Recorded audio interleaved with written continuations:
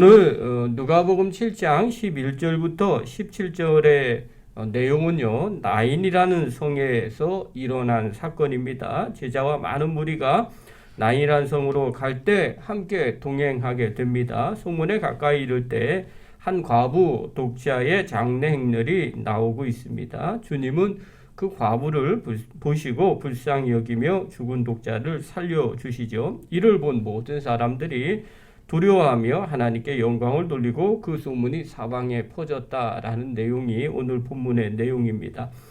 오늘 이 본문을 통해서 우리가 좀 몇 가지를 살펴볼게요. 첫 번째, 오늘 본문의 배경인 나인이라는 성이 어떤 곳인지를 좀 볼 필요가 있어요. 예수님이 태어나신 곳은 나사렛이고요. 지금 주로 사역을 했던 곳은 가버나움이라는 지역입니다. 그런데 이 나인이라는 성은 나사렛과 가버나움 사이에 있는 성입니다. 이 나인성은 여기 한 곳에만 기록이 되어 있어요. 뜻이 뭐냐면 즐거움이라는 뜻입니다. 그러니까 우리는 나인 이렇게 표현하면 뭐 잘 모르겠지만 유대인들은 즐거움 이렇게 이해를 하고 있는 거죠. 예를 들면 안성 하면 편안한 곳이 안성이잖아요. 그렇게 이해하는 것처럼 나인이라는 거 즐거움. 그런데 이 내용이 좀 역설적이에요. 즐거운 성이 어떤 일이 벌어지느냐? 슬픔이 일어났어요. 그래서 성경을 볼 때는 항상 이 역설적인 것들이 많이 표현이 돼 있어요. 그게 주님이 강조하고 싶은 내용이고 의도이기 때문에 그렇죠.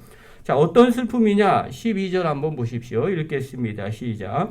성문에 가까이 이르실 때에 사람들이 한 죽은 자를 메고 나오니 이는 한 어머니의 독자요 그의 어머니는 과부라. 그 성에 많은 사람도 그와 함께 나오거늘. 자, 한 죽은 사람의 장례 행렬을 본 거죠. 이것 때문에 슬픔이 일어났어요. 그런데 여기서 보니까요, 죽은 자에 대한 정보가 나와요. 한 어머니의 독자요 그의 어머니는 과부라, 이렇게 표현을 하고 있죠. 14절에 또 보면 뭐라고 나오느냐? 청년아, 죽은 자를 살리실 때 예수님께서 명령을 하죠. 청년아 일어나라, 이렇게 표현을 해요. 그래서 이 청년이라는 단어를 사용한 걸 보면 나이가 젊은 남자라는 것을 알 수가 있죠. 그래서 젊은 외아들, 그것도 과부의 외아들이 죽은 거예요. 자, 그렇다면 이런 질문을 해봐야죠. 이 나인성의 이 죽은 자를 살린 죽은 젊은 청년을 살린 이 예수님의 사건. 자, 누구를 위한 이 사건인가라는 것들을 볼 필요가 있죠.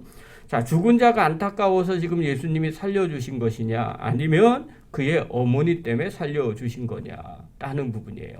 성경은 누구 때문에 살려준 거예요? 그의 부모, 어머니, 과부 때문에 살려준 거예요. 어떻게 할 수 있느냐? 13절 한번 보십시오. 13절. 사건의 발단이 일어납니다. 읽겠습니다. 시작. 주께서 과부를 보시고 불쌍히 여기사 울지 말라 하시고. 누구를 봤어요? 과부를 봤어요. 장례 행렬에 죽은 자를 본 게 아니라 과부, 그의 어머니 과부를 본 거죠. 그를 보고 불쌍히 여기사 울지 말라, 이렇게 말씀하시죠. 자, 그렇다면 왜 과부를 보고 주님이 불쌍히 여기셨는가? 우리가 다 알죠. 이 과부를 위해서 주님께서 살려주신 놀라운 사건이죠. 유대 당시에는요, 과부와 고아가 제일 불쌍한 사람입니다. 요즘하고는 달라요. 요즘은 여자분들도 일을 얼마든지 할 수 있어요. 그래서 요즘은 남녀 평등이라고 그러잖아요. 맞벌이하는 부분들이 많아요. 그래서 가사를 분담을 하죠. 당연하죠. 바깥에 일을 같이 하는데 당연히 아내 일을 나눠서 하는 거죠. 그건 지극히 당연한 거예요. 그러나 이때 당시에는 어떠냐면요, 남자들이 주로 일을 했어요. 그래서 농사를 짓거나 목축을 하거나 생계를 유지하는 일들은 남자들이 했어요. 여자들은 따로 직업을 갖기가 쉽지 않았어요. 그리고 살기도 쉽지 않았어요. 그러니까 여자 혼자 세상을 살아간다는 건 그때 당시에는 그냥 죽음과도 가까웠어요. 그래서 과부가 생기면 어떻게 하느냐? 계대 혼인법이라고 이야기를 해요. 다른 형제가 아내를 취하는 그 형수나 제수씨를 취하는 거죠. 그 이유는 지금의 윤리적인 사상으로 보는 게 아니라 먹고 살 수가 없으니까, 그러면 굶어 죽게 되니까, 살 수가 없으니까 집안에서 보호를 하는 거예요. 그러니까 남편이 없어요. 설상가상으로 자녀가 아들이 없어요. 그러면 더 살기 힘든 사회가 그때 당시의 사회였어요. 그러니까 장래가 났는데 그것도 외아들이 죽었다, 또 과부였다. 그러면 모든 사람들이 죽은 아들을 위해서 우는 것이 아니라 사실은 그 과부가 너무 불쌍한 거야. 어떻게 사나? 이제 저의 인생은 어떻게 되나? 앞이 캄캄한 그런 인생이 되는 거죠. 그래서 예수님도 과부를 불쌍히 여기사 울지 말라 이렇게 말하고 있는 거예요. 또 14절과 15절에도 보면요. 이 사건은 과부를 위해서 일어난 사건이라는 걸 알 수가 있어요. 14절하고 15절 한번 보십시오. 읽겠습니다. 시작. 가까이 가서 그관에 손을 대시니 맨 자들이 서는지라. 예수께서 이르시되 청년아 내가 네게 말하노니 일어나라 하시매 죽었던 자가 일어나 앉고 말도 하거늘 예수께서 그를 어머니에게 주시고. 자, 청년에게 뭐라고 얘기했냐면 일어나라. 죽은 자를 일으키시는 놀라운 일들이 벌어졌어요. 자, 그리고 난 다음에 일어나서 앉아서 말을 했어요. 그 다음에 예수님이 그 다시 살아난 아들을 누구에게 줘요? 그를 어머니에게 주시니 이렇게 말해요. 자, 그러면 이 살린 이유가 누구를 위한 거예요? 어머니 과부를 위해서 주님께서 이렇게 하신 거죠. 왜요? 너무 불쌍하니까. 세상을 살기가 너무 어려우니까. 너무 불쌍하니까 그 죽은 아들을 다시 살려주신 거예요. 여러분, 여기에 중요한 메시지 하나가 있어요. 우리가 마음 가운데 새기시오. 누구 때문에 주님께서 살리기도 하십니다. 누구 때문에 주님께서 기도응답을 주시기도 합니다. 누구 때문에 또 복을 주시기도 합니다. 오늘 이 불쌍한 이 과부 때문에 그의 아들이 살아난 거예요. 만약에 과부가 아니었다면요, 주님 살리지 않으실 수도 있더라는 거죠. 이건 성경의 곳곳에 나와요. 창세기 18장에 보면요, 아브라함이 소돔과 고모라 멸망을 저지하기 위해서 중보 기도를 합니다. 천사들이 찾아왔죠. 극진히 대접을 하죠. 그리고 난 다음에 자기의 속내를 천사가 얘기하죠. 아브라함에게 우리가 어떻게 숨길 수 있겠느냐. 하나님은요, 특별한 사람에게 특별히 역사를 하세요. 그러면서 소돔과 고모라 성을 멸하러 간다.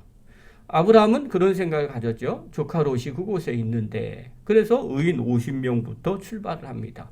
50명이 있으면 어떻게 하시겠습니까? 그러니까 멸하지 않으리라. 그러면서 10명까지 줄이죠. 그런데 우리가 다 아는 것처럼 소돔 성에는 의인 10명이 없어서 멸망을 당하게 되죠. 단 누구만 살아납니까? 아브라함의 조카 롯의 가족만 살아남게 됩니다.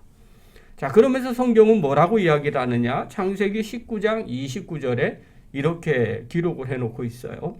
하나님이 그 지역의 성을 멸하실 때, 곧 롯이 거주하는 성을 엎으실 때 하나님이 아브라함을 생각하사 롯을 그 엎으시는 중에서 내보내셨더라. 이렇게 표현합니다. 10명이 없어서 사실은 롯도 죽어야만 됩니다. 그런데 하나님께서 아브라함을 생각을 하셨어요. 그래서 롯을 그 성 엎으시는 중에 내보내셨다고 기록을 하고 있어요. 누구 때문에 롯이 살았어요? 아브라함 때문에 살은 거예요. 롯 때문에 산 게 아니라 아브라함 때문에 산 거죠. 과부 때문에 아들이 살아났어요. 아브라함 때문에 롯의 가족이 구원함을 받게 되었습니다. 또 요셉도 마찬가지예요. 애굽에 노예로 팔려가서 보디발 장군의 집에 들어갔습니다. 그런데 보디발 장군의 집에 복이 임하게 됩니다. 누구 때문에 복을 받습니까? 우리가 다 알죠. 창세기 39장 5절에 보면 이렇게 기록되어 있어요. 그가 요셉에게 자기의 집과 그의 모든 소유물을 주관하게 한 때부터 여호와께서 요셉을 위하여 그 애굽 사람의 집에 복을 내리심으로 여호와의 복이 그의 집과 밭에 있는 모든 소유에 미친지라. 엄청나게 보디발 장군 집에 복을 받은 거예요. 그런데 누구 때문에 받았어요? 성경은 여호와께서 요셉을 위해서 그 애굽 사람의 집에 복을 내렸다는 거죠. 복은요, 보디발 장군 집이 받았지만 실상은 하나님은 요셉 때문에 그 집에 복을 주신 거죠. 요셉 때문에 보디발 장군 집에 복이 임하게 됩니다. 또 보디발 아내가 모함으로 감옥에 갔습니다. 그리고 애굽의 감옥 중에서 제일 좋은 감옥이 또 됩니다. 누구 때문에 그렇게 됩니까? 바로 그곳에 있는 요셉 때문에 하나님께서 범사에 형통하게 하는 역사를 일으키시더라는 거예요. 여러분 형통하게 했으니까 우리 집에 복이 임했네, 내가 잘했네 라고 생각할지 모릅니다. 그러나 자세히 보면 그렇지 않습니다. 요셉 때문에 감옥에 복이 임하고요. 보디발 장군 집에 복이 임하게 되었어요. 여러분 과부 때문에 아들이 살아나는 역사가 일어나고요. 요셉 때문에 보디발 장군 집에 복이 임하고요. 감옥이 형통하게 되었어요. 자, 그렇다면 누구 때문에 하나님의 역사는 일어나게 된다는 거죠. 여러분 가정에서 누구 때문에 하나님의 응답이 임하고 은혜가 임하게 됩니까? 한번 물어보셔야 됩니다. 교회에서 누구 때문에 은혜가 임하고 복이 임하게 됩니까? 또 물어보실 필요가 있어요. 여러분 우리가 과부가 되어야 되겠고요. 또 아브라함이 되어야 되겠고요.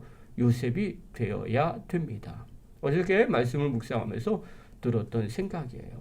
누구 때문에 하나님이 은혜를 베푸실까? 누구 때문에 하나님이 기적을 일으키셨을까? 우리가 하나님 앞에서 이런 사람이 돼야 되지 않을까 하는 생각을 갖게 됩니다. 나 때문에 가정이 복을 받고, 나 때문에 교회가 복을 받고, 나 때문에 직장이 복을 받고, 나 때문에 나라가 복을 받는다면 얼마나 좋을까? 오늘 나인성 과부를 주님이 불쌍히 여겨서 그 과부 때문에 그 죽은 아들을 살리신 것처럼, 그리고 다시 그 과부에게 돌려주면서 얼마나 기쁨이 넘쳐났겠습니까? 우리가 그런 사람이 된다면 우리를 통해서 놀라운 기쁨이 넘쳐나지 않을까요? 오늘 영상을 보시는 귀한 성도 여러분, 또 함께하는 귀한 성도 여러분, 우리의 신앙을 한번 점검해 보시기를 바랍니다. 나 때문에 하나님이 기적을 일으키십니까? 나 때문에 주변 사람들이 복을 누립니까? 또 나의 기도 때문에 응답의 역사가 일어납니까? 우리가 그런 믿음의 사람들이 되어서 내 주변에, 또 나뿐만 아니라 내 주변의 모든 사람들이 은혜와 복을 누리는 그런 믿음의 종들이 되기를 간절히 축원합니다. 기도하겠습니다.